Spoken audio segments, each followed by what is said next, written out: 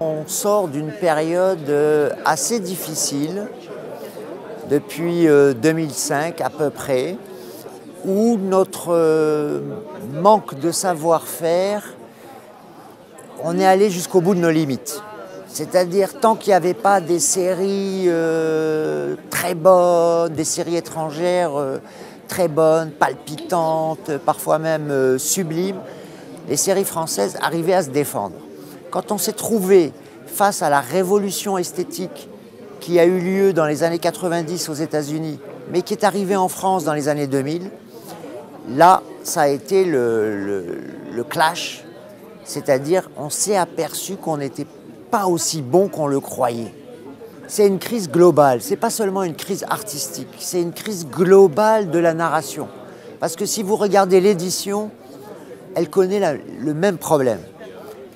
Les romans français, que ce soit en littérature générale ou en littérature policière, on a exactement le même problème, c'est-à-dire un problème de savoir-faire de l'écriture narrative.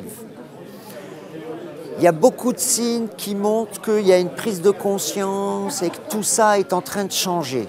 Donc il y a beaucoup de signaux positifs. Mais on a accumulé du retard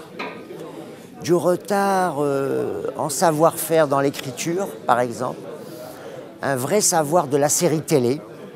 Il faut dire qu'on ne l'avait pas vraiment ou on l'a perdu. Par rapport au sujet aussi, on a laissé de côté beaucoup de sujets qu'on trouvait segmentants. Par exemple, la religion, la politique, les finances. On préférait rester dans les hôpitaux ou dans les commissariats. Autant on trouve normal que les Américains admirent notre cinéma, mais nous, on est gênés de dire qu'ils font des très bonnes séries et que peut-être on a des choses à apprendre chez eux.